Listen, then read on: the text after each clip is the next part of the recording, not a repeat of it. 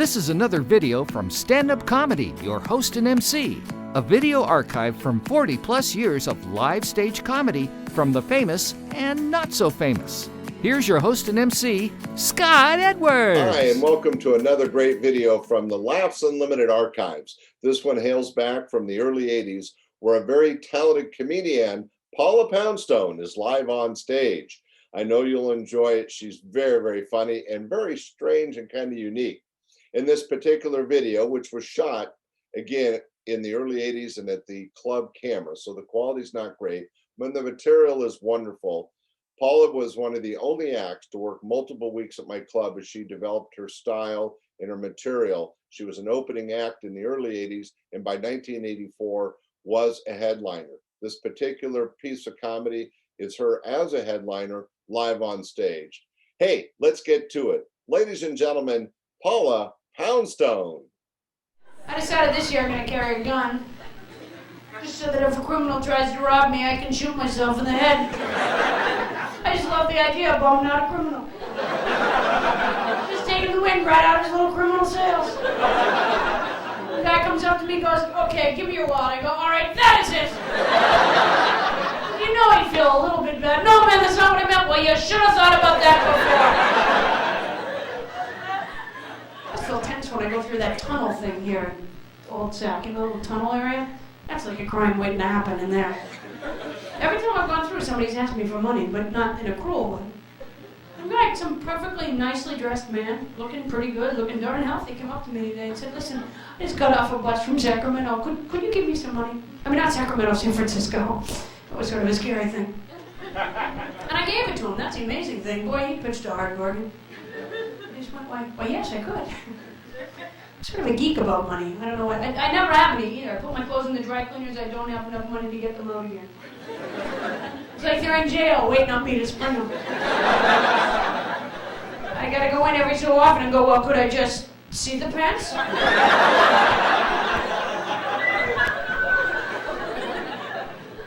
You ever put your clothes in the car and take them to the dry cleaners and then you forget, so you don't? You just drive them around a while and bring them back in the house? And I'll wear them again, like they weren't dirty, they were worn. It was active wear, just had to get out, that's all. I don't have a lot of friends. So I have to kind of make, inanimate objects into people, sort of. I used to live with a couple and they asked me to move because they said that I got no wife. I guess because a lot of times they'd be in bed making love and I'd be standing up beside the bed saying, "You guys want to do something?"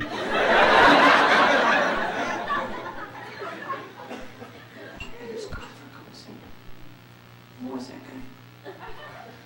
Where did that guy go? Where did he go? Where did he walk back to? Blue striped shirt guy? Right here. These people are the table indicators. They know where everyone is. They're FBI. Pretty sure. Where did he go? Where is he? Why won't he speak? What is the matter with the people in this room? Were you shy? Were you frightened? Was that it? Because you know that I could take you if I had to? Trampoline. What? Oh, nothing. My brain really is going. I know you do. I swear to God, I'll go to like switch lanes when I'm driving and check, and by the time I look back again, I can't remember if there's a car there or not. I'm not a good driver anyways, but I know that I'm not a good driver. I don't need anyone else's help to know. People tend to honk and yell. Do they think they're helping? People honk at me, it makes me have to crash into their car. I don't want to, I have to. They honk, they go, "Lousy driver," I crash right into their car, I go, "You were right." There, I had no idea until you pointed it out. To me, worse than people who honk are the ones who make that face. You know you do something wrong when you're driving. No one does it on purpose usually. You make a mistake, maybe you start to pull over, you don't realize for a second you pull back, and people do that thing where they go. It's like, I'm not even angry, just feel sorry for you. I happen to not be a good driver. The other day I almost hit 3 little kids. It wasn't my fault. They were in the way. I was trying to make a left-hand turn during rush hour traffic. I did see them there, but I thought to myself, the odds of there being 3 more kids born are so much greater than the chances of my ever having another opportunity to make a left. I did what I had to do. Should they live, they'll make the same choice. Now, what's parking like around here? Is it difficult in this area? Is it? I lived in San Francisco for 6 years, and there's 1 legal space. And it's usually taken. It's so frustrating. I got to a point where I don't even look for a legal space anymore. I just pull up and park illegally right away. I just consider it a $20 space.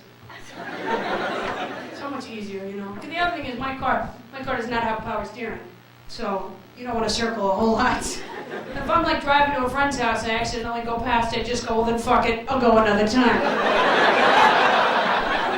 Possibly turn the wheel and hang out. One night in San Francisco, I was working some club. I had to park like miles away from the club and walk back down. So I'm walking, I go past a garage door that has a sign on it that says, don't even think about parking here. You know, like people aren't tense enough about the parking thing. Somebody's got to put some smart-ass sign up on their door, don't even think about parking here. I'll tell you what, I stood right there and thought about it. Threw little pebbles up at the window. Okay, hey look, I'm thinking about it. Go ahead, call the cops, see if I care. I'll just say I was thinking about something else.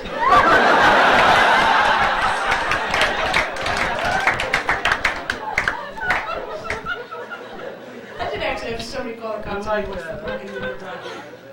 And I did it. And I was wrong to do it, and I admitted it to the people, but it wasn't enough for them. They were so tense that they had to get a cop to come. The cop came, and so I have to pay $20. And why didn't the people just say, give us $20? I would have done it, but this woman, I don't know, she worked in a cheese shop or something. She was so tense, she was so bound up. You ever had a situation where you can't apologize enough for something people just want? It's like, it's not enough. They want you to rot in hell for this little incident. Parking gets like that. I tense up. And crime, you can be a criminal. You park in front of somebody's driveway and it's like the end of the fucking world. But you can be a criminal, like a real criminal, and no one cares anymore. Oliver North is a perfect example. I have friends that actually thought it made him kind of a man because he admitted that he lied in front of Congress and the American people. Yeah, but nothing's gonna happen to him, and he knows it. When Peter Brady lied and he admitted it, he didn't get to go on that camping trip. I think as a nation, we can be at least as firm as Mike and Carol.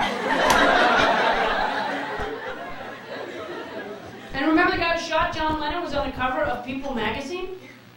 How about that for shocking? I think if you shoot someone, at the very least, you lose your turn to be on the cover of People magazine. Is that too harsh? And then Jimmy Swaggart was on there. What a nauseating character this is. He was on there. Remember that picture of him holding the Bible looking real sexy?